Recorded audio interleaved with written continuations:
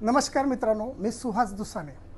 आपले शहर स्वच्छ, सुंदर आणि हिरवेगार करण्यासाठी SD फाउंडेशन, जळगाव शहर महानगरपालिका आणि पर्यावरण दूत यांच्या संयुक्त विद्यमातून आपण माझे शहर माझी जबाबदारी हे अभियान सुरू केलेले आहे। या अभियानाने आता चांगला जोर धरलेला आहे।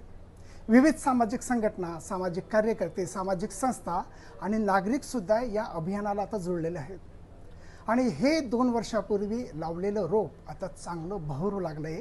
ते या सर्वांच्या सहकार्याने, सर्वांच्या सातत्याने आणि सर्वांच्या मेहनतीने।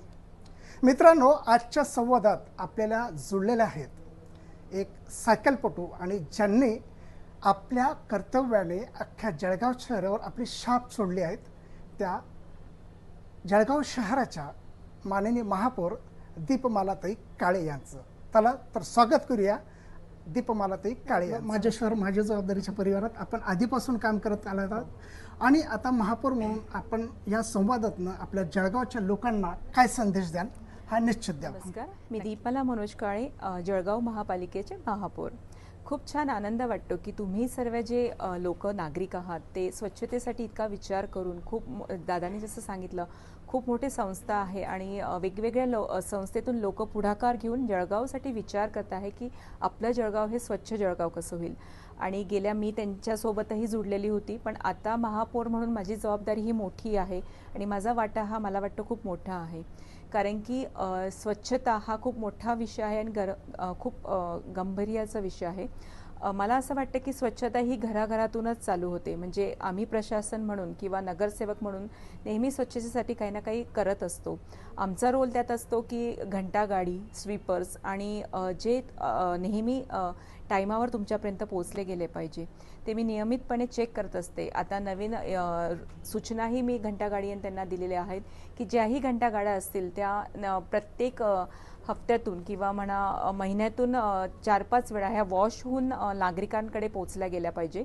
तिच्याने की नागरिकांना जे घंटागाडी पोहोचते ती स्वच्छ पोहोचली गेली पाहिजे आणि जो कचरा त्याच्यातून तिच्यात टाकला जातो, त्याच्यामुळे नागरिकांना माझी हीच विनंती असेल की प्लीज कचरा हा घंटागाडीतच टाकावा। आणि ते बघितलं जातं की घंटागाडी एका गल्लीमध्ये एकाच वेळेला जायला पाहिजे आणि रोज ती जायला पाहिजे, त्यामुळे हा प्रयत्न माझा असतोच। पण नागरिकांनाही हे आव्हान आहे की तुम्ही प्लीज घंटागाडीतच कचरा टाका।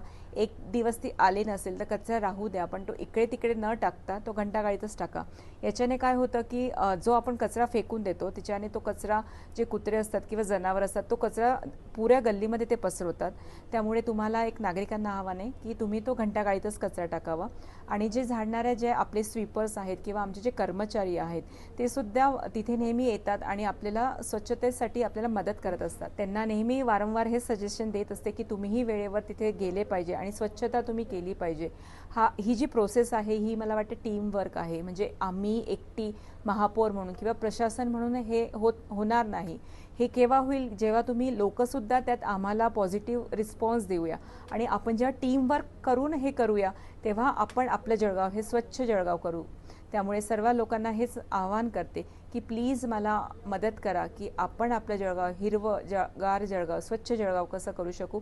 आपल्यासोबत भरपूर टीम्स इथे जुडलेल्या आहेत, त्यामुळे त्यांचे मी सर्वांचं अभिनंदन करते की ते आपल्यासोबत म्हणजे आमच्या प्रशासनसोबत आणि महापौरसोबत जुडतात आणि आमच्यासोबत आम्ही प्रत्येक म्हणजे ते प्रत्येक वार्डमध्ये जाऊन प्रत्येक लोकांच्या समोर जाऊन ते नेहमी काही ना काही उपक्रम राबवत असतात आणि त्यांना प्रोत्साहन करत असतात की आपण आपला परिसर स्वच्छ कसा ठेवू शकतो।